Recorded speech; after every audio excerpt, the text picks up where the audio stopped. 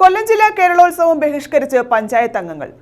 ഉദ്ഘാടകനെ കാത്ത് മണിക്കൂറുകൾ കാത്തിരിക്കേണ്ടി വന്നതാണ് പഞ്ചായത്ത് അംഗങ്ങളെ ചൊടിപ്പിച്ചത്. കൊല്ലം ജില്ലാ പഞ്ചായത്തും സംസ്ഥാന യുവജനക്ഷേമ ബോർഡും സംയുക്തമായിട്ടാണ് കേരളോത്സവം സംഘടിപ്പിച്ചത്.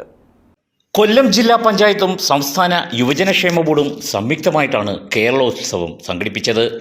3 ദിവസമായിട്ടാണ് കലാകായിക മത്സരങ്ങൾ ക്രമീകരിച്ചിരുന്നത്. ഉദ്ഘാടന സമ്മേളനം രാവിലെ 10 മണിക്കാണ് ക്രമീകരിച്ചത്. എന്നാൽ ഉദ്ഘാടകനായ ജില്ലാ പഞ്ചായത്ത് പ്രസിഡന്റ് എത്തിയത് മണിക്കൂറുകൾ താമസിച്ചാണ്. 10 മണിക്ക് തന്നെ പഞ്ചായത്ത് അംഗങ്ങൾ ഉദ്ഘാടന വേദിയായ പഞ്ചായത്ത് കോൺഫറൻസ് ഹാളിൽ എത്തിയിരുന്നു. രാവിലെ 7 മണി മുതൽ മത്സരത്തിൽ പങ്കെടുക്കാനായി ജില്ലയിലെ കിഴക്കൻ മേഖലയിൽ നിന്നുൾപ്പെടെ മത്സരാർത്ഥികളും രക്ഷിതാക്കളും എത്തി.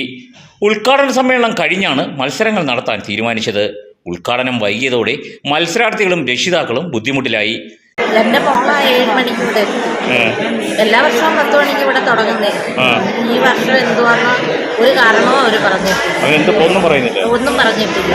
ഇത്രയും നേരം അവര് കഴിഞ്ഞ പ്രാവശ്യമൊക്കെ ഈ ഭരതനാട്യം തീരുമായിരുന്നു. ഈ സമയമാകുമ്പോൾ ഭരതനാട്യം തീരും.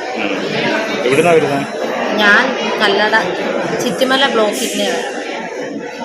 ചില മത്സരാർത്ഥികൾ വേഷമണിഞ്ഞ് മണിക്കൂറുകൾ കാത്തിരിക്കുന്ന കാഴ്ചയാണ് കാണാൻ കഴിഞ്ഞത്. എന്നാൽ ജില്ലാ പഞ്ചായത്ത് പ്രസിഡന്റ് ഉദ്ഘാടനത്തിനായി 12:10 ജില്ലാ പഞ്ചായത്ത് ഓഫീസിലെത്തി. സമ്മേളനം ബഹിഷ്കരിച്ച് മുൻ പഞ്ചായത്ത് പ്രസിഡന്റ് സാം കെ ഡാനിയലും ജില്ലാ പഞ്ചായത്ത് വൈസ് പ്രസിഡന്റ് ശ്രീജ ഹരീഷും മറ്റ് പഞ്ചായത്ത് അംഗങ്ങളും ഓഫീസിന് വെളിയിലിറങ്ങി നിന്നു. കാറിൽ വന്നിറങ്ങിയ പഞ്ചായത്ത് പ്രസിഡന്റ് പി കെ ഗോപനും സാം കെ ഡാനിയലും തമ്മിൽ സംസാരം നടന്നു. പി കെ ഗോപൻ മെമ്പർമാരുമായി സംസാരിച്ചെങ്കിലും മെമ്പർമാർ വഴങ്ങിയില്ല. ഭൂരിഭാഗം മെമ്പർമാരും ജില്ലാ പഞ്ചായത്ത് ഓഫീസിൽ നിന്നും കാറിൽ കയറിപ്പോയി. തൊട്ടു പിന്നാലെ പ്രസിഡന്റും.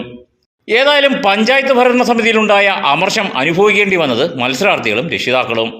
യുവജനക്ഷേമ ബോർഡിലെ അംഗങ്ങളും പഞ്ചായത്ത് സെക്രട്ടറിയും പരിപാടികൾ ആരംഭിക്കാൻ അറിയിച്ചതോടെ 1:45 പരിപാടികൾ ആരംഭിച്ചു.